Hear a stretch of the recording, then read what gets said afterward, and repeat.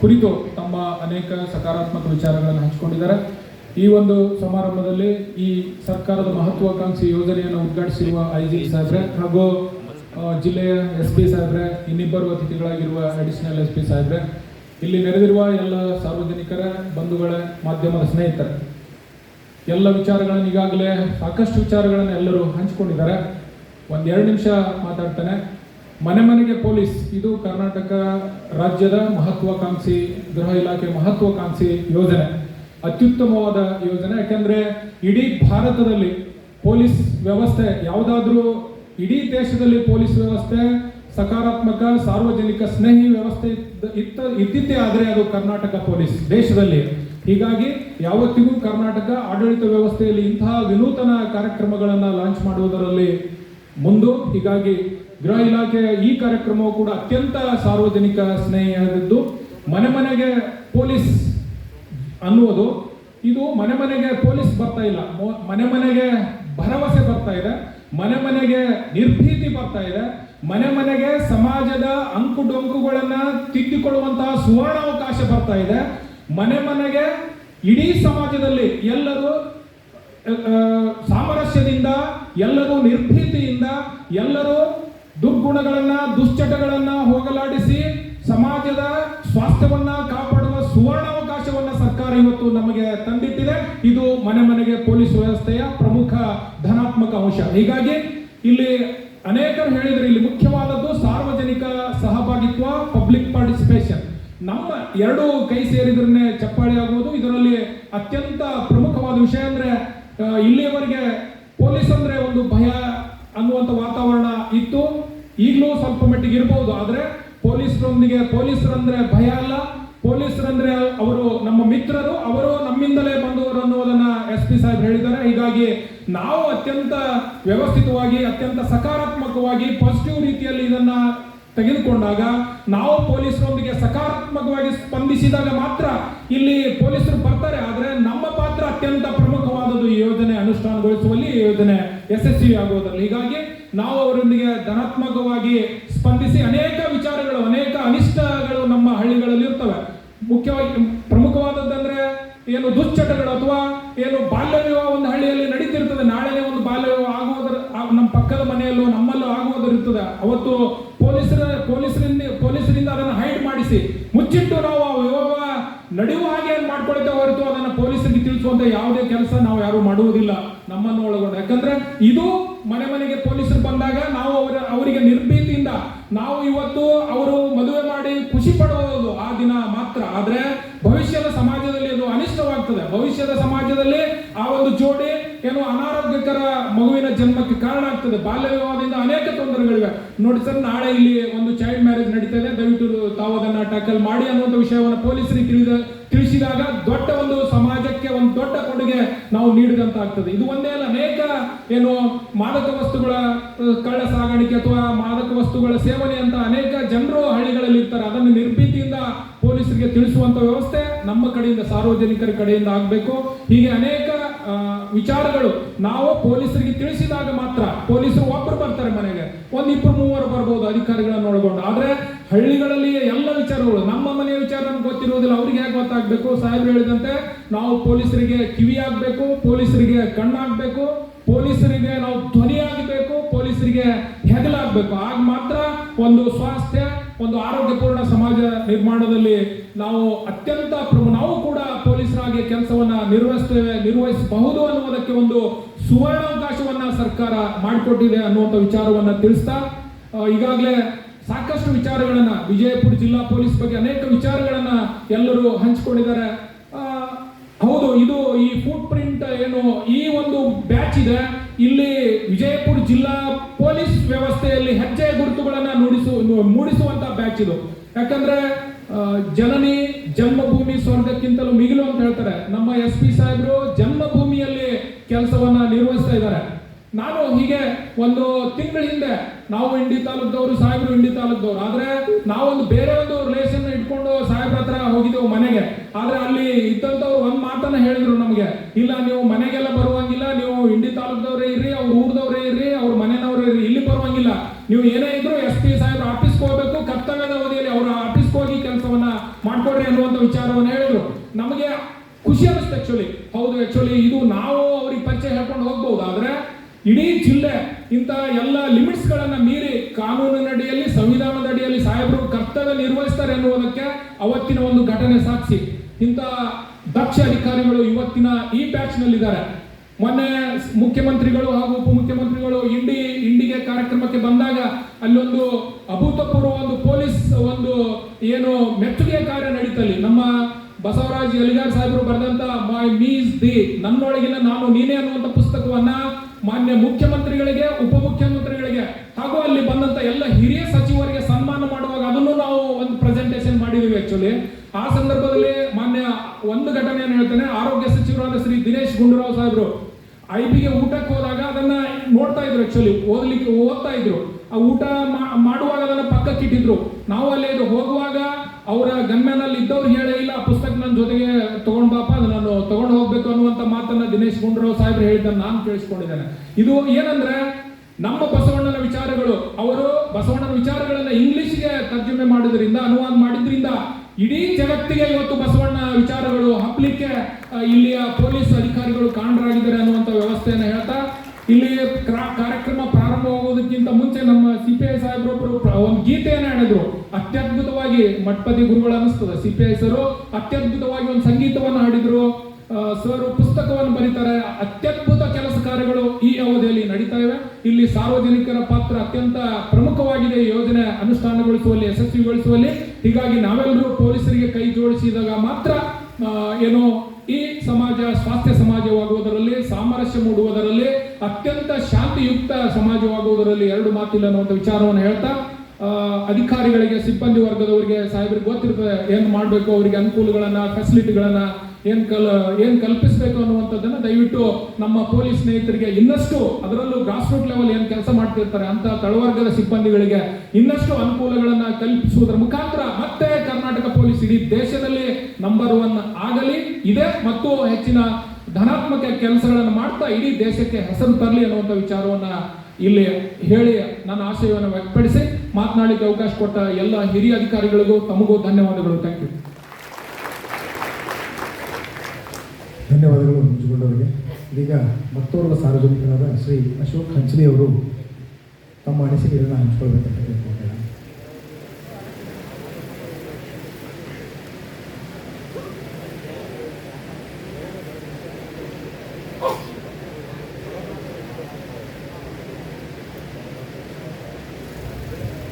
ವೇದಿಕೆ ಮೇಲೆ ಆಸೀನರಾಗಿರುವಂತಹ ಎಲ್ಲ ಹಿರಿಯ ಜ್ಯೇಷ್ಠ ಅಧಿಕಾರಿಗಳಿಗೆ ನಮ್ಮ ಬಾಗಿದ ತಲೆ ಮುಗಿದ ಕೈಗಳ ನಮನಗಳನ್ನು ಅರ್ಪಣೆ ಮಾಡ್ತಾ, ನಾವೆಲ್ಲ ಇವತ್ತು ಸಂಭ್ರಮಿಸುವಂತ ಒಂದು ದಿನಕ್ಕೆ ಸಾಕ್ಷಿ ಆಗ್ತಾ ಇದ್ದೇವೆ.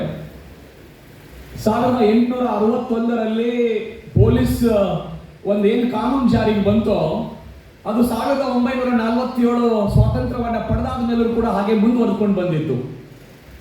ಆಗ್ಲೇ ಮೊನ್ನೆ SP ಸಾಹೇಬರು ಹೇಳಿದ ಹಾಗೆ ಜನರಲ್ಲಿ ಭಯ ಹುಟ್ಟಿಸಿ ಕಂಟ್ರೋಲ್ ಮಾಡಬೇಕು ಅಂತ ಹುಟ್ಟಿದಂತ ಕಾನೂನನ್ನ ಇದುವರೆಗೆ ಕೂಡ ನಾವು ಹಾಗೆ ಮುಂದುವರಿಸಿಕೊಂಡು ಬಂದಿದ್ದೀವಿ. ಆದರೆ ಇವತ್ತು ಬದಲಾಗ್ತಾ ಇದೆ. ಮನೆ ಮನೆಗೆ ಪೊಲೀಸರು ಬರ್ತಾರೆ. ಅವರು ಭಯವನ್ನ ಹುಟ್ಟಿಸೋದಕ್ಕಲ್ಲ, ನಮ್ಮಲ್ಲಿ ಪ್ರೀತಿಯನ್ನ ಮತ್ತು ಭರವಸೆಯನ್ನ ಮೂಡಿಸಲಿಕ್ಕೆ ಪೊಲೀಸರು ಮನೆ ಮನೆಗೆ ಬರ್ತಾರೆ ಅಂತ ಹೇಳಿ ಮನೆ ಮನೆಗೆ ಪೊಲೀಸ್ ಅನ್ನುವಂತ ಕಾರ್ಯಕ್ರಮ ಇಲ್ಲಿ ಆಯೋಜನೆ ಆಗಿದೆ. ಅದರ ಉದ್ಘಾಟನೆ ಆಗ್ತಾ ಇದೆ. ಆ ಕಾರಣಕ್ಕೆ ಒಂದಿಷ್ಟು 2 ವಿಚಾರಗಳನ್ನು ಹಂಚಿಕೊಳ್ಳೋದಕ್ಕೆ ನಾನು ಇಲ್ಲಿ ನಿಂತ್ಕೊಂಡಿದ್ದೀನಿ. ಒಂದ್ಸಾರಿ ಮ್ಯಾಕ್ಸ್ ಮುಲ್ಲರ್ ಹೇಳ್ತಾರೆ, ಇಡೀ ಜಗವೆಲ್ಲ ಕತ್ತಲೆಯಿಂದ ತುಂಬಿ ಹೋಗಿರುವಾಗ, ಬೆಳಕು ಕಾಣದೆ ಕಂಗೆಟ್ಟಿರುವಾಗ ನಿಮಗೆಲ್ಲ ದಾರಿ ತೋರುವ ಬೆಳಕು ಎಲ್ಲಿಂದ ಬರುತ್ತದೆ ಅಂತ ಯಾರಾದ್ರೂ ನನ್ನನ್ನ ಕೇಳಿದ್ರೆ ನನ್ನ ಕೈ ಭಾರತದ ಕಡೆಗೆ ಹೋಗುತ್ತೆ ಅಂತ ಮ್ಯಾಕ್ಸ್ ಮುಲ್ಲರ್ ಹೇಳಿದ್ರು.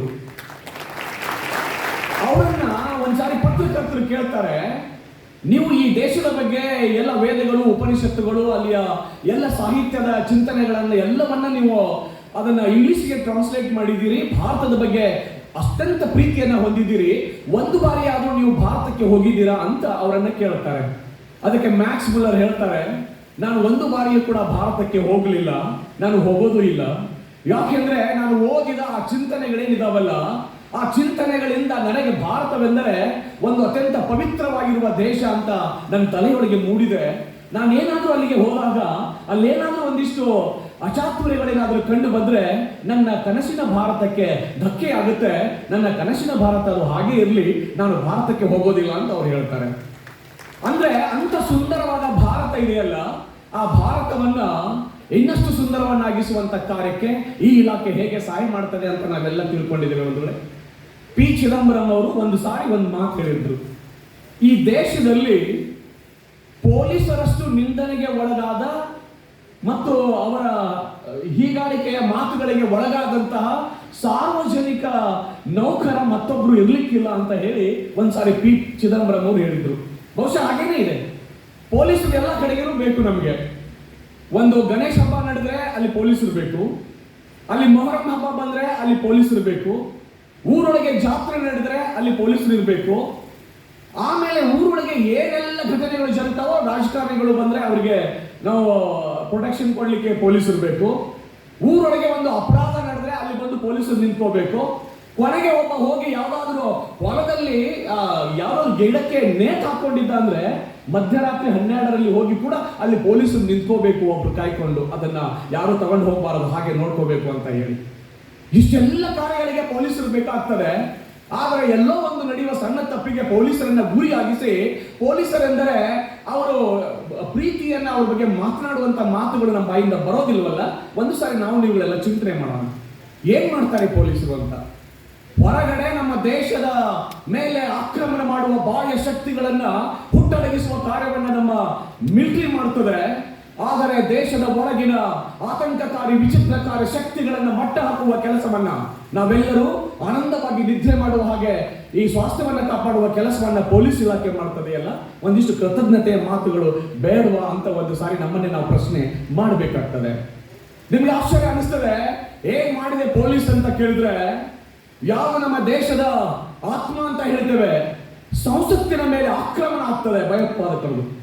ಆ ಭಯೋತ್ಪಾದಕರ ಆಕ್ರಮಣ ಆದಾಗ ಅಲ್ಲಿದ್ದಂತ ಪೊಲೀಸ್ ಸಿಬ್ಬಂದಿಗಳು 7 ಜನ ತಮ್ಮ ಪ್ರಾಣವನ್ನ ಬಲಿಕೊಟ್ಟು ಅವರು ಒಳಗೆ ಹೋಗದ ಹಾಗೆ ಶೂಟ್ ಮಾಡಿ ಅವರನ್ನ ಸಾಯಿಸಿ ಭಾರತದ ಘನತೆಯನ್ನ ಸಾರ್ವಭೌಮತೆಯನ್ನ ಜಗತ್ತಿಗೆ ತೋರಿಸಿದ್ದು ಯಾವುದು ಅಂತ ಹೇಳಿದ್ರೆ ಅದು ಪೊಲೀಸ್ ಅನ್ನೋದನ್ನ ನಾವು ಬಹಳ ಹೆಮ್ಮೆಯಿಂದ ಈ ಸಂದರ್ಭದಲ್ಲಿ ಮಾತಾಡಬೇಕಾಗ್ತದೆ. ತಾಜ್ ಹೋಟೆಲ್ ಮೇಲೆ ಕೂಡ ಹೀಗೆ ಆಕ್ರಮಣ ಆಯಿತು. ಯಾವುದೋ ಬೋಟ್ ಮೂಲಕ ಒಬ್ಬರು ಆಕ್ರಮಣಕಾರರು ಬಂದ್ರು, ತಾಜ್ ಹೋಟೆಲ್ ಮೇಲೆ ಇರುವಂತ ಎಲ್ಲ ಜನರನ್ನ ಒತ್ತೆಯಾಳಿಗಿಸಿಕೊಂಡ್ರು.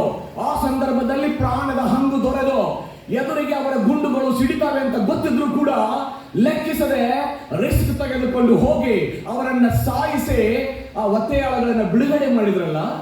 ಇದು ಯಾರು ಮಾಡಿದ್ರು ಅಂದ್ರೆ ಒಂದು ಪೊಲೀಸರು ಮಾಡ್ತಾರೆ ಅಂತ ಹೇಳಿದ್ರೆ ನೀವೆಲ್ಲ ಹೆಮ್ಮೆ ಪಡಬೇಕು.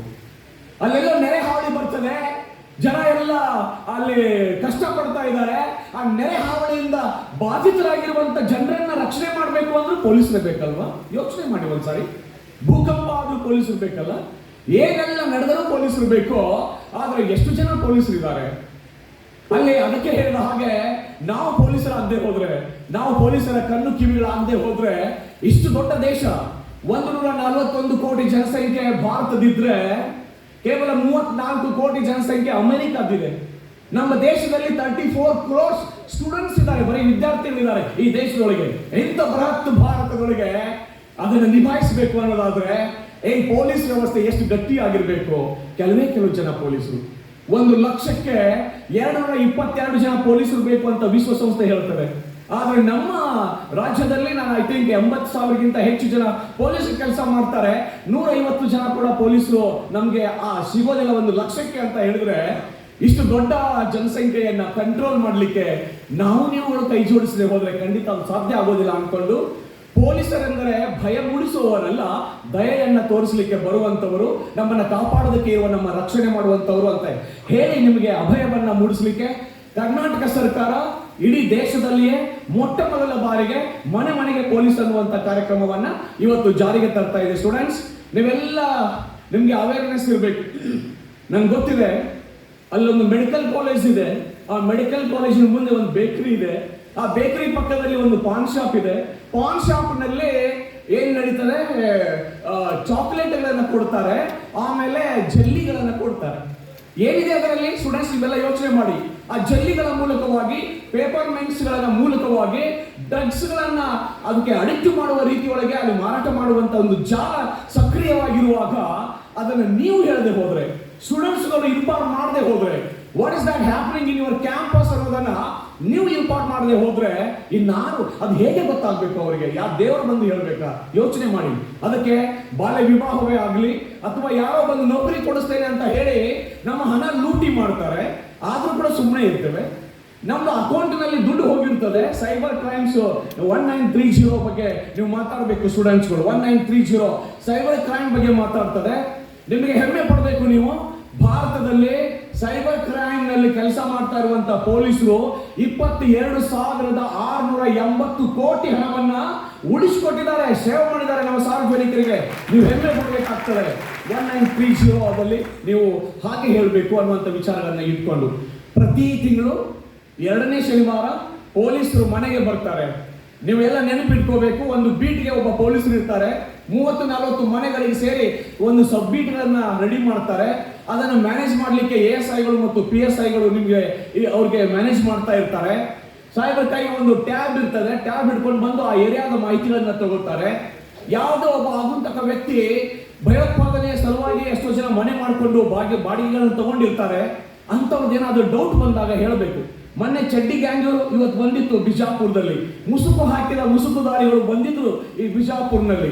ಅವರೆಲ್ಲ ಬಂದಾಗ ಸಾರ್ವಜನಿಕರು ತಾವೇ ಪೊಲೀಸರ ರೀತಿಯಲ್ಲಿ ಅವರಿಗೆ ಸಹಕಾರವನ್ನು ನೀಡಿ ತಮ್ಮ ಏರಿಯಾ ಕಾಪಾಡುವುದರ ಮೂಲಕವಾಗಿ ಏನು ನೀವು ಒಂದು ಜಾಗೃತಿಯನ್ನು ವ್ಯಕ್ತಪಡಿಸಿದ್ರಲ್ಲ, ಹಾಗೆ ಪೊಲೀಸ್ ಇಲಾಖೆ ಮೊನ್ನೆ ಮೈ ಮೀ ಇಸ್ ದಿ ಅನ್ನುವಂತ ಕೃತಿ ಬಿಡುಗಡೆ ಮಾಡಿದೆ. ಈ ಕಾರ್ಯಕ್ರಮಕ್ಕೆ ಸಾಕ್ಷಿಯಾಗಿದ್ದೇವೆ. ಬಸವರಾಜ್ ಅಲಿಗಾರ್ ಅನ್ನುವಂತಹ ಒಂದು ಮಾನವೀಯ ಮೂರ್ತಿ, ಅದು ಬಸವ ಪ್ರೀತಿಯ ಅಧಿಕಾರಿ ಒಬ್ಬರು ಅವ್ರು ಮಾಡ್ತಾರೆ. ಬಾಗೇವಾಡಿನಲ್ಲಿ ಮಾದಕ ದ್ರವ್ಯಗಳ ವಿರೋಧ ದಿನಾಚರಣೆ ಮಾಡ್ತಾರೆ. ನಾನು ಇದುವರೆಗೂ ಅಂತ ಅದ್ಭುತವಾದ ಕಾರ್ಯಕ್ರಮವನ್ನು ನೋಡಿರಲಿಲ್ಲ. ಅಷ್ಟು ದೊಡ್ಡದಾದ ಕಾರ್ಯಕ್ರಮವನ್ನು ಬಾಗೇವಾಡಿಯಲ್ಲಿ ಮಾಡ್ತಾರೆ. ಅವತ್ತು ಸ್ಟೂಡೆಂಟ್ಸ್ಗಳಿಗೆ ಜಾಗೃತಿ, ಸ್ಟೂಡೆಂಟ್ಸ್ಗಳನ್ನ ಕರ್ಕೊಂಡು ರ್ಯಾಲಿ ಮಾಡ್ತಾರೆ. ಇವತ್ತು ಮನೆ ಮನೆಗೆ ಪೊಲೀಸ್ ಅಂತ ಹೇಳಿ ನಮ್ಮ ಮುಂದೆ ಬಂದು ನಿಂತ್ಕೊಂಡಿದ್ದಾರೆ. ಪೊಲೀಸರು ಜನಸ್ನೇಹಿ ಆಗೋದಕ್ಕೆ ಆಸೆ ಪಡ್ತಾ ಇದ್ದಾರೆ. ನಮ್ಮ ಜೊತೆಗೆ ಇಂಟ್ರಾಕ್ಷನ್ ಮಾಡೋದಕ್ಕೆ ಇಷ್ಟಪಡ್ತಾ ಇದ್ದಾರೆ. ನಮ್ಮ ಕುಟುಂಬದವ್ರ ಜೊತೆಗೆ ನಾನು ಒಬ್ಬ ಕುಟುಂಬದ ಸದಸ್ಯ ಅಂತ ತಿಳ್ಕೊಳ್ಳಿ ಅಂತ ಬೀಟ್ ಆಫೀಸರ್ ಬಂದು ನಮ್ಮನ್ನು ಭೇಟಿ ಆಗ್ತಾರೆ. ಹಾಗೆ ಬಂದಾಗಲೆಲ್ಲ ಮುಕ್ತವಾಗಿ ನಾವೆಲ್ಲ ಮಾಹಿತಿಗಳನ್ನು ನೀಡಿ ನಾವು ಅವರಿಗೆ ಸಹಕರಿಸುವುದರ ಮೂಲಕವಾಗಿ ಪೊಲೀಸ್ ಇಲಾಖೆಯನ್ನು ಗಟ್ಟಿಗೊಳಿಸುವಂತ ಕಾರ್ಯಕ್ಕೆ ನಾವು ನೀವೆಲ್ಲ ಕೈ ಜೋಡಿಸೋಣ ಅನ್ನುವಂಥ ಮಾತನ್ನು ಹೇಳ್ತಾ ಅವಕಾಶಕ್ಕೆ ಅನಂತ ಕೋಟಿ ನಮನಗಳು. ಧನ್ಯವಾದ. ಶರಣಾರ್ಥಿ. ಧನ್ಯವಾದಗಳು. ಕೊನೆಯದಾಗಿ ಶ್ರೀ ಸಿದ್ದು ರಾಯಣ್ಣ ಇವರು ತಮ್ಮ ಅನಿಸಿಕೆಗಳನ್ನು ಹಂಚಿಕೊಳ್ಬೇಕಂತ ಕೇಳ್ಕೊಳ್ತಾರೆ.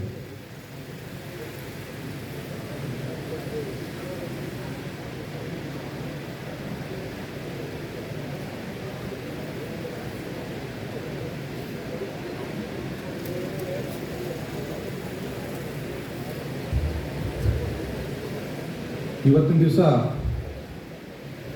ಒಂದು ಬಿಜಾಪುರ ಜಿಲ್ಲಾ ಪೊಲೀಸ್ ಇಲಾಖೆಯಿಂದ ಈ ಒಂದು ಕಾರ್ಯಕ್ರಮ ಮನೆ ಮನೆಗೆ ಪೊಲೀಸ್ ಅನ್ನೋ ಒಂದು ಉದ್ಘಾಟನೆ ಸಮಾರಂಭಕ್ಕೆ ಆಗಮಿಸಿದಂಥ ನಮ್ಮ IGP ಸಾಹೇಬರಂಥ ಚೇತನ್ ಕುಮಾರ್ ಸಾಹೇಬ್ರೆ ಹಾಗೂ ಒಂದು ಜಿಲ್ಲೆಯ SP ಸಾಹೇಬರಾದಂಥ ನಿಂಬರಿಗೆ ಸಾಹೇಬ್ರವರೇ ಹಾಗೂ ಅಡಿಷನಲ್ SP ಸಾಹೇಬ್ರುಗಳೇ, ಇವತ್ತು ದಿವಸ ಈ ಒಂದು ಕಾರ್ಯಕ್ರಮ ನಿಜವಾಗ್ಲೂ ಒಂದು ಕರ್ನಾಟಕ ರಾಜ್ಯದಲ್ಲಿ ಒಂದು ಐತಿಹಾಸಿಕ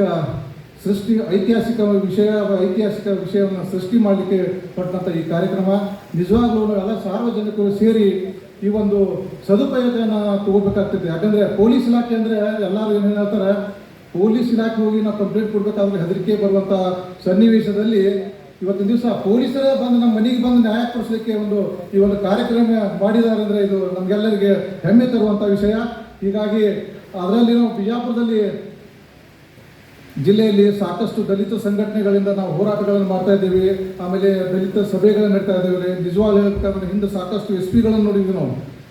ಈಗ ನಮ್ದು ಏನಾದರೂ ಒಂದು ದಲಿತ ಸಭೆ ನಡೀತಾ ಆದರೆ ಅಂದರೆ ಸುಮಾರು ಅವಾಗ ಹಿಂದಿನ SP ಅವರು 1 ತಾಸು ಅಥವಾ ಒಂದು 60 ತಾಸನ್ನ ಮುಗಿಸ್ಬಿಡ್ತಿದ್ರು. ಇವತ್ತಿನ ದಿವಸ 11 ಗಂಟೆಗೆ ಸ್ಟಾರ್ಟ್ ಆದರೆ ಪೂರ್ತಿ ಮುಗಿಯೋರ ಸರ್ವೆ ಪ್ರತಿಯೊಬ್ಬರಿಗೆ ಮಾತಾಡಲಿಕ್ಕೆ ಅವಕಾಶ ಕೊಡುವಂಥ ಏಕೈಕ ಮಹಾನ್ SP ಸಾಹೇಬ್ರು ಅಂದರೆ ಲಕ್ಷ್ಮಣ್ ನಿಂಬರಿಗೆ ಸಾಹೇಬರು. ಯಾಕಂದ್ರೆ ಯಾಕೆ ಮಾತಾಡ್ತಂದ್ರೆ ದಲಿತ ಅಂದಾಗ ಎಲ್ಲ ರೀತಿಯಲ್ಲಿ ನಾವು ಹಿಂದುಳಿದವರು ಅನ್ನೋ ವಿಚಾರ ಇಟ್ಕೊಂಡು ವಿಶೇಷವಾಗಿ ದಲಿತ ಸಮಸ್ಯೆಗಳಿಗೆ ಸ್ಪಂದಿಸಿ ಸಮಸ್ಯೆಗಳನ್ನು ಕೊಡಿಸ್ಲಿಕ್ಕೆ ಏಕೈಕ ವ್ಯಕ್ತಿಗಳು ಅಂತ ಹೇಳ್ಬೋದು. ಆಮೇಲೆ ಫಾರ್ ಎಕ್ಸಾಂಪಲ್ ನೋಡಿ, ಹಿಂದೆ ಒಂದು ದಲಿತ ಮಹಿಳೆಗೆ ಒಂದು ಅನ್ಯಾಯ ಆಗಿತ್ತು. SP ಸಾಹೇಬರಾಗಿರ್ಬೋದು, DYSP ಎಲ್ಗಾರ್ ಸಾಹೇಬರಾಗಿರ್ಬೋದು, ಹಿಂದೆ ಮುಂದೆ ದಿಕ್ಕಿಲ್ಲ ಸರ್. ಅಲ್ಲಿ ಏನಾಗಿತ್ತು ಅಂದ್ರೆ ಆಕೆಗೆ ದೌರ್ಜನ್ಯ ಆಗಿತ್ತು, ಲೈಂಗಿಕ ದೌರ್ಜನ್ಯ ಆಗಿತ್ತು. ಅದ್ರ ಜೊತೆಗೆ ಹಿಂದೂ ಮುಂದೆ ಯಾರು ದಿಕ್ಕಿರಲಿಲ್ಲ. ನಮ್ಮವರೇ ಆಕೆಗೆ ಆಯ್ತಮ್ಮ ನೀವು ನ್ಯಾಯ ಕೊಡಿಸ್ತೀನಿ ಅನ್ನೋದು. ಇದು ಯಾಕೆ ಈ ಮಾತು ಹೇಳ್ತೀನಿ ಅಂದ್ರೆ, ನಮ್ಮವ್ರು ಆಕೆಗೆ ನ್ಯಾಯ ಕೊಡಿಸ್ತೀನಿ ಅಂದು ಆಕೆಗೆ ಮತ್ತೆ ಇಲ್ಲ ಕೈ ಬಿಟ್ಬಿಟ್ರು. ಯಾಕೋ ಅಂದ್ರೆ ಅಪೋಸಿಟ್ ಪಾರ್ಟಿಯಿಂದ ಏನೋ ಕಮಿಟ್ಮೆಂಟ್ ಆಗಿಬಿಡ್ತು. ಯಾಕೆ ಈ ಮಾತು ಹೇಳ್ತೀನಿ ಅಂದ್ರೆ, ಇವತ್ತಿನ ದಿವಸ ಒಬ್ಬ ದಲಿತ ಮಹಿಳೆಗೆ ಎಸ್ ಪಿ ಸಾರಿಗೆ ಮಾತಾಡಿದೆ, ಸರ್ ಹಿಂಗೆ ಆಗಿದೆ, ಆಕೆಗೆ ಅನ್ಯಾಯ ಆಗಿದೆ, ಆಕೆ ನ್ಯಾಯ ಕೊಡಿಸ್ಲೇಬೇಕು ಅಂದಾಕಾರ ಆಟೋಮೆಟಿಕ್ಲಿ ಆ ವ್ಯಕ್ತಿನ ಅರೆಸ್ಟ್ ಮಾಡಿ ಜೈಲಿಗೆ ಕಳಿಸೋಂಥ ವ್ಯವಸ್ಥೆ ಈ ಬಿಜಾಪುರ ಜಿಲ್ಲೆಯಲ್ಲಿ ನಡೀತಾ ಇದೆ. ಹೀಗಾಗಿ ಸರ್ವೇ ಸಾಮಾನ್ಯರಿಗೂ ಸಹಿತ ನ್ಯಾಯ ಕೊಡಿಸ್ಲಿಕ್ಕೆ ಇತ್ತೀಚೆಗೆ ಈ ಬಿಜಾಪುರ ಜಿಲ್ಲೆಯಲ್ಲಿ ಸಾಕಷ್ಟು ನಮಗೆ ನ್ಯಾಯ ಸಿಗ್ತಾ ಇದೆ. ನೋಡ್ರಿ, ದಾಬಾಗಳಲ್ಲಿ ಆಗಿರ್ಬೋದು, ಜೂಜಾಟ ಆಗಿರ್ಬೋದು, ಆಮೇಲೆ ಇಸ್ಪೇಟ್ ಆಟ ಆಗಿರ್ಬೋದು, ಎಲ್ಲ ಪ್ರತಿಯೊಂದು ಜಿಲ್ಲೆಯಲ್ಲಿ ಹಳ್ಳಿಗಳಿಗೆ ಸಹಿತ ಬಂದಾಗಿದೆ. ಯಾಕಂದರೆ ಇದೊಂದು ನಮ್ಮ ಜಿಲ್ಲೆಯ ಒಂದು ನೂತನವಾಗಿ ಆಗಮಿಸಿದಂಥ ಎಸ್ ಪಿ ಸಾಹೇಬರ ಒಂದು ಆಶೀರ್ವಾದ.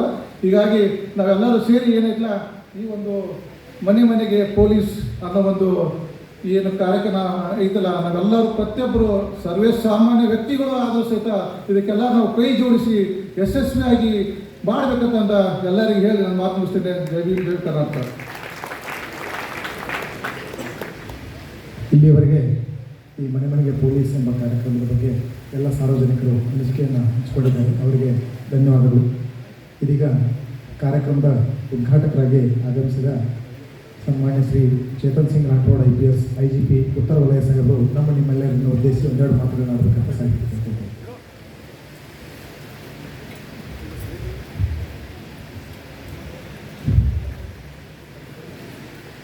ವೇದಿಕೆ ಮೇಲೆ ಇರುವ ನನ್ನ ಸಹೋದ್ಯೋಗಿ ಮಿತ್ರರೇ, ಈ ಮನೆಗೆ ಪೊಲೀಸ್ ಕಾರ್ಯಕ್ರಮಕ್ಕೆ ಬಂದಿರುವ ಎಲ್ಲ ಗಣ್ಯರೇ, ಸಾರ್ವಜನಿಕರೇ, ಸ್ನೇಹಿತರೆ,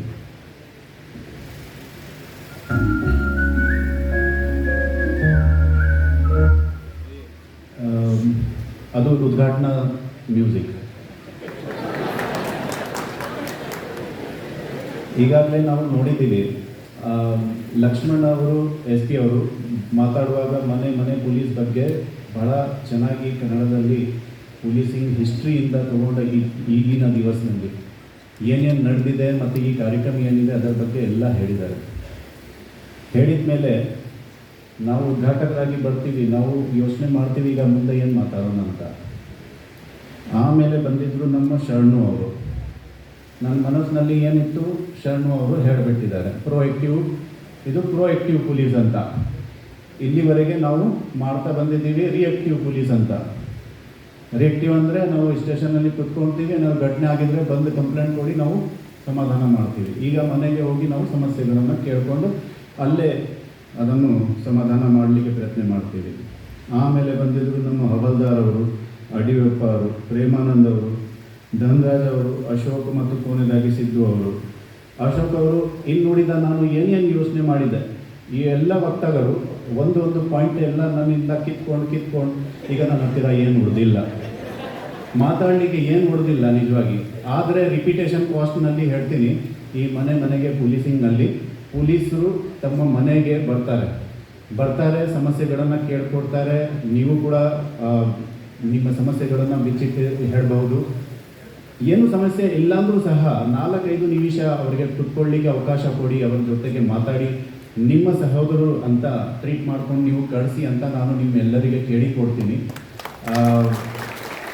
ಇದು ಒಂದು ಮನೆಗೆ ಪೊಲೀಸಿಂಗ್ ನಮ್ಮ ಮಾನ್ಯ ಗೃಹ ಸಚಿವರು ಮಾರ್ಗದರ್ಶನ ಅಂತೆ, ನಮ್ಮ DGN IGP ಸಾಹೇಬರು ಡಾಕ್ಟರ್ ಸಲೀಂ ಅವರ ನಿರ್ದೇಶನ ಅಂತೆ ಈಗ ನಾವು ಬಿಜಾಪುರ ಪೊಲೀಸ್ನಲ್ಲಿ ಸಹ ಇದನ್ನು ಅಳವಡಿಸ್ತಾ ಇದ್ದೀವಿ. ತಮ್ಮೆಲ್ಲರ ಸಹಕಾರ ಬೇಕಾಗಿರುತ್ತದೆ.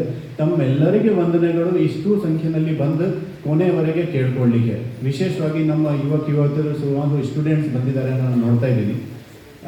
ಮನೆಗೆ ಪೊಲೀಸಿಂಗ್ ಬಗ್ಗೆ ಸಾಕಷ್ಟು ಮಾತಾಯಿತು. ಈಗ ನೀವು ಎಲ್ಲರಿಗೆ, ವಿಶೇಷವಾಗಿ ನಮ್ಮ ಯುವಕರಿಗೆ ನಾನು 3 ಮಾತು ಹೇಳಲಿಕ್ಕೆ ಬಯಸ್ತೀನಿ. ಫಸ್ಟ್ ಥಿಂಗ್ ಈಸ್, ನಾವು ಈ ಹಿಂದೆ ನೋಡಿದ್ದೀವಿ ನಮ್ಮ ಹಳ್ಳಿನಲ್ಲಿ, ನಮ್ಮ ಟೌನ್ನಲ್ಲಿ ಈ ಹಿಂದೆ ಸುಮಾರು ಮನೆ ಕಳ್ಳತನ ಆಗ್ತಿತ್ತು, ವೆಹಿಕಲ್ ಕಳ್ಳತನ ಆಗ್ತಿತ್ತು, ಈಗಲೂ ಆಗ್ತಾ ಇದೆ. ಬಟ್ ಅದಕ್ಕಿಂತ ಜಾಸ್ತಿ ಈಗ ಪ್ರಾಪರ್ಟಿ ನಮ್ಮದು ಸೈಬರ್ ಕ್ರೈಮ್ನಲ್ಲಿ ಹೋಗ್ತಾ ಇದೆ. ತಮ್ಮೆಲ್ಲರಿಗೂ ಗೊತ್ತಿರಬಹುದು, ಬಹುಶಃ ನಿಮಗೆ ಯಾರು ವಿಕ್ಟಿಮ್ ಆಗಿದೆ ಅಂತಲೂ ಗೊತ್ತಿರಬಹುದು ಅಂತ ಅಂದ್ಕೊಳ್ತೀನಿ. So just for the sake of ನಿಮಗೆ ಎಷ್ಟು ನಾಲೆಜ್ ಇದೆ ಅಂತ ನಾನು ಕೇಳಿಕೊಡ್ತೀನಿ. ಈ ಡಿಜಿಟಲ್ ಅರೆಸ್ಟ್ ಬಗ್ಗೆ ಯಾರ್ಯಾರಿಗೆ ಗೊತ್ತಿದೆ ಸ್ವಲ್ಪ ಕೈ ಎತ್ತಬೇಕು. ಡಿಜಿಟಲ್ ಅರೆಸ್ಟ್ ಅಂದರೆ ಏನು? 3-4 ಜನಗೆ ಮಾತ್ರ ಗೊತ್ತಿದ್ರೆ ನಾಳೆ ನೀವು ಆ ಸಮಸ್ಯೆಗೆ ಒಳಗಡೆ ಬಂದ್ಬಿಡ್ತೀವಿ.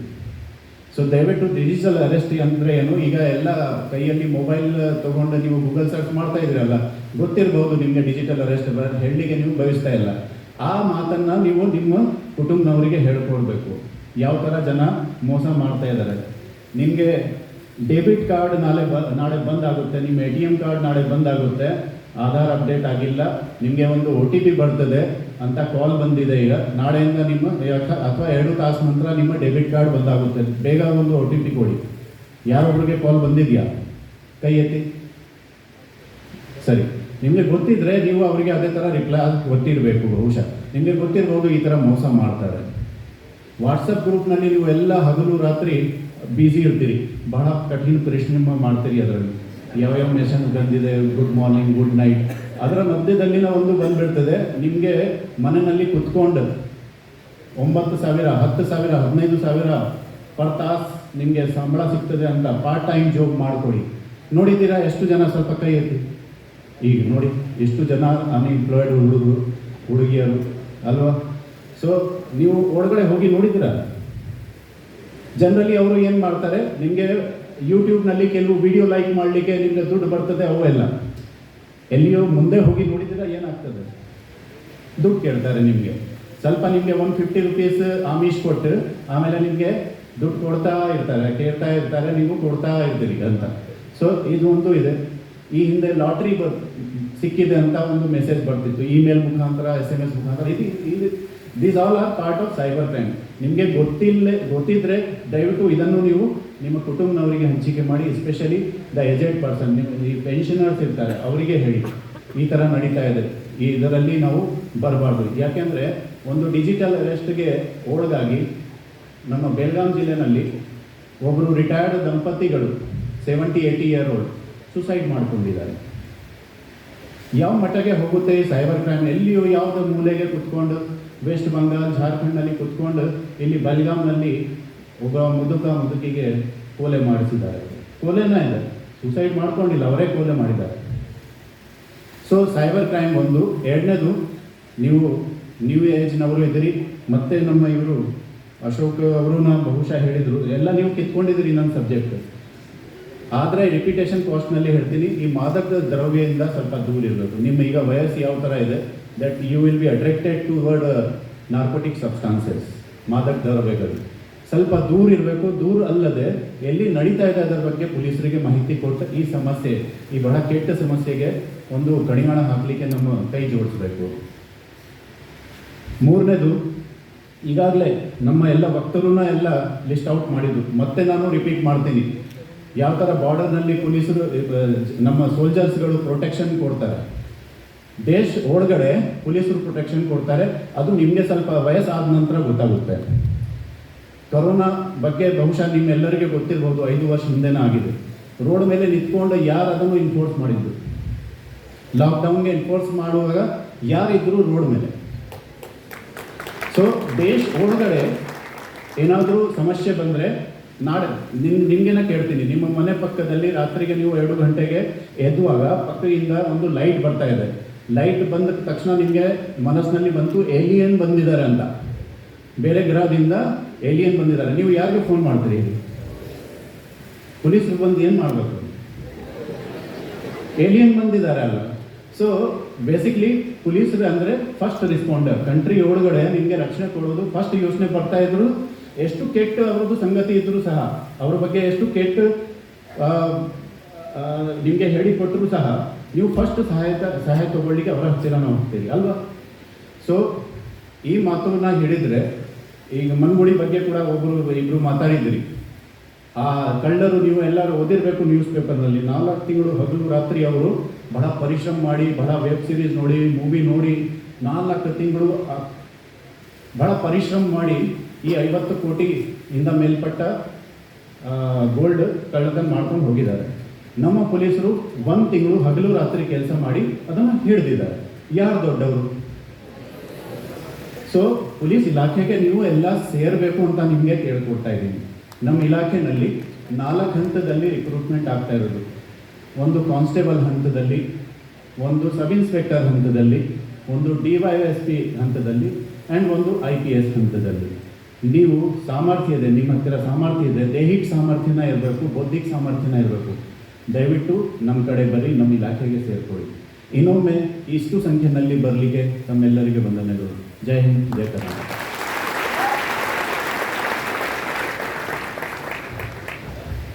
ಈ ಮನೆ ಮನೆಗೆ ಪೊಲೀಸ್ ಎಂಬ ಕಾರ್ಯಕ್ರಮವನ್ನು ಸಾರ್ವಜನಿಕರ ಸಹಭಾಗಿತ್ವ ಎಷ್ಟು ಪ್ರಮುಖತೆ ಹೊಂದಿದೆ ಅದನ್ನು ಎಲ್ಲರಿಗೂ ಮುಟ್ಟಿಸುವಲ್ಲಿ ಯುವಕರ ಪಾತ್ರ ಬಹಳ ಇದೆ ಅಂತ ಆಶಯದ ನುಡಿಗಳನ್ನು ಆಡಿದ ನಮ್ಮ ನೆಚ್ಚಿನ IGP ಸಾಹೇಬರಿಗೆ ತಮ್ಮೆಲ್ಲರ ಪರವಾಗಿ ವಂದನೆಗಳು. ಈಗ ವಂದನಾರ್ಥ ನೇನಶ್ರೀ ರಾಮನಗೌಡ ಹಟ್ಟಿ ಅಡಿಷನಲ್ SP ಸಾಹೇಬರು ನಡೆಸಿಕೊಡ್ಬೇಕಂತ ಕೇಳ್ಕೊತಾರೆ. ದಯವಿಟ್ಟು ಕುತ್ಕೋಬೇಕು. ಎಲ್ಲರಿಗೂ ನಮಸ್ಕಾರ. ಬಿಜಾಪುರ ಜಿಲ್ಲಾ ಪೊಲೀಸ್ ವತಿಯಿಂದ ಮನೆ ಮನೆಗೆ ಪೊಲೀಸ್ ಕಾರ್ಯಕ್ರಮವನ್ನು ಇವತ್ತು ತಮ್ಮೆಲ್ಲರ ಸಮಕ್ಷಮ ಅಧಿಕೃತವಾಗಿ ಉದ್ಘಾಟನೆ ಮಾಡಿದಂಥ ಮಾನ್ಯ IGP ಸಾಹೇಬರಿಗೆ ತಮ್ಮೆಲ್ಲರ ವತಿಯಿಂದ ನಾನು ಹೃತ್ಪೂರ್ವಕವಾದಂಥ ಧನ್ಯವಾದಗಳನ್ನು ತಿಳಿಸುತ್ತೇನೆ. ಸರ್, ಒಂದು ವಿಚಾರ ತಂದ್ರೆ ಸರ್, ಇಲ್ಲಿ ಇದೇ ವೇದಿಕೆಯಲ್ಲಿ ಸರ್ಕಾರದ ಹಲವಾರು ಕಾರ್ಯಕ್ರಮಗಳಿಗೆ ನಾವು ಗೆಸ್ಟ್ ಅಂತ ಬಂದು ಕೂತಿದ್ವಿ ಸರ್. ಇಲ್ಲಿ ಈ ಕಾರ್ಯಕ್ರಮ ನಡೆಯೋದಕ್ಕಿಂತ ಮುಂಚೆನೇ ಅರ್ಧ ಖಾಲಿ ಆಗಿರ್ತಿದ್ರು ಸರ್. ಆನಂತರ ಕಾರ್ಯಕ್ರಮ ನಡೆದ ಆನಂತರ ಉಳಿದ ಸಂಘಟಕರಷ್ಟೇ ಉಳಿತಿದ್ರು ಸರ್. ಅಂದರೆ ನಮ್ಮ ಮನೆ ಮನೆಗೆ ಕಾರ್ಯಕ್ರಮವನ್ನು ಎಲ್ಲರೂ ಒಪ್ಕೊಂಡಿದ್ದಾರೆ ಸರ್. ಈಗ ಎಲ್ಲರೂ ಸ್ಪಂದನೆ ಮಾಡ್ತಾರೆ ಅಂತೇಳಿ ಈಗ ಅವರ ಹಾಜರಾತಿ ಇಷ್ಟೊಂದು ನಮ್ಗೆ ಸಪೋರ್ಟ್ ಮಾಡ್ತಾರೆ ಅಂತೇಳಿ ಈ ಸಂದರ್ಭ ಹೇಳಿ ಬಯಸ್ತೇನೆ. ಈ ಕಾರ್ಯಕ್ರಮದ ರೂವಾರಿಗಳು ಪ್ರತಿಯೊಂದು ಹಂತದಲ್ಲಿ, ಅಂದರೆ ಅದು ಬ್ಯಾನರ್ ಇರ್ಬೋದು, ಈ ಪಾಪ್ಲೆಟ್ ಇರ್ಬೋದು, ಅಥವಾ ಯಾವುದೇ ಕಾರ್ಯಕ್ರಮ ಅದನ್ನ ಸಣ್ಣ ವಿಷಯ ಇರ್ಬೋದು, ಅದರ ಹಿನ್ನೆಲೆ, ಅದರ ಶಕ್ತಿ ಅಂತಂದರೆ ನಮ್ಮ SP ಸಾಹೇಬರು, ನಿಂಬರ್ಗಿ ಸಾಹೇಬರು, ಅವ್ರು ಎಷ್ಟು ಮಟ್ಟಿಗೆ ಇನ್ವಾಲ್ವ್ಮೆಂಟ್ ಆಗ್ತಾರೆ ಅಂತ ಅನ್ನೋದ್ರ ಬಗ್ಗೆ ಈಗಾಗಲೇ ನಮ್ಮ ಸ್ನೇಹಿತರು ಭಾಳಷ್ಟು ಜನ ಹೇಳಿದ್ದಾರೆ. ಅವ್ರಿಗೂ ಸಹ ನಾನು ನನ್ನ ವೈಯಕ್ತಿಕವಾಗಿ ತಮ್ಮೆಲ್ಲರ ಪರವಾಗಿ ಹೃತ್ಪೂರ್ವಕವಾದಂಥ ಅಭಿನಂದನೆಗಳನ್ನು ಸಲ್ಲಿಸಬೇಕು.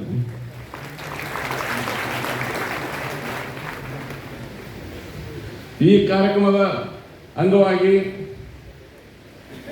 ಮಾನ್ಯ SP ಸಾಹೇಬರು, ಮಾನ್ಯ IG ಸಾಹೇಬರಿಗೆ ಒಂದು ನೆನಪಿನ ಸ್ಮರಣಿಕೆಯನ್ನು ಸ್ವಲ್ಪ ಕೊಡಬೇಕಂತೇಳಿ ಈ ಸಂದರ್ಭದಲ್ಲಿ ವಿನಂತಿಸ್ಕೊಳ್ತೇನೆ.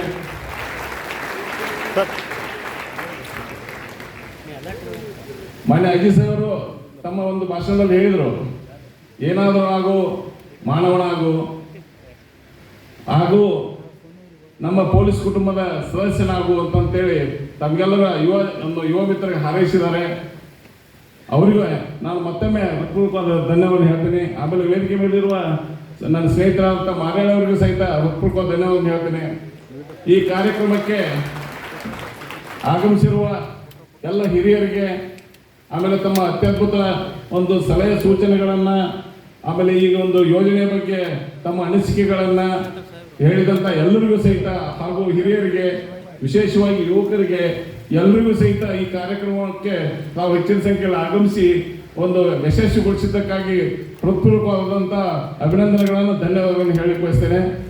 ಆಮೇಲೆ ಹಾಗೂ ಈ ಕಾರ್ಯಕ್ರಮವನ್ನು ಯಶಸ್ವಿಯಾಗಲಿಕ್ಕೆ ನಮ್ಮ ಸ್ನೇಹಿತರಾದಂಥ ಮಾಧ್ಯಮ ಮಿತ್ರರು ಅವರು ಸಾಕಷ್ಟು ಸಂಖ್ಯೆಯಲ್ಲಿ ಬಂದಿದ್ದಾರೆ. ಅವರಿಗೂ ಕೂಡ ಹೃತ್ಪೂರ್ವಕ ಧನ್ಯವಾದಗಳನ್ನು ಹೇಳ್ತೇನೆ. ನಮ್ಮ ಅಧಿಕಾರಿಗಳು ಸಾಕಷ್ಟು ಶ್ರಮ ಪಟ್ಟಿದ್ದಾರೆ, ಅವರಿಗೂ ಸಹಿತ ಎಲ್ಲರಿಗೂ ಅಭಿನಂದನೆಗಳನ್ನ, ಧನ್ಯವಾದಗಳನ್ನು ಹೇಳ್ತೀನಿ. ಎಲ್ಲರಿಗೂ ಮತ್ತೊಮ್ಮೆ ಧನ್ಯವಾದ ಹೇಳುತ್ತಾ ಈ ಒಂದು ಕಾರ್ಯಕ್ರಮ ಮುಕ್ತಾಯ ಅಂತ ಹೇಳಲಿಕ್ಕೆ ಬಯಸ್ತೇನೆ.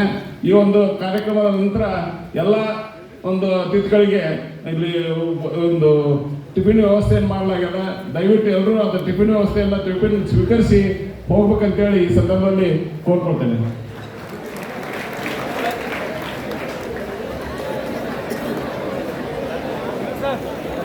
ಆಮೇಲೆ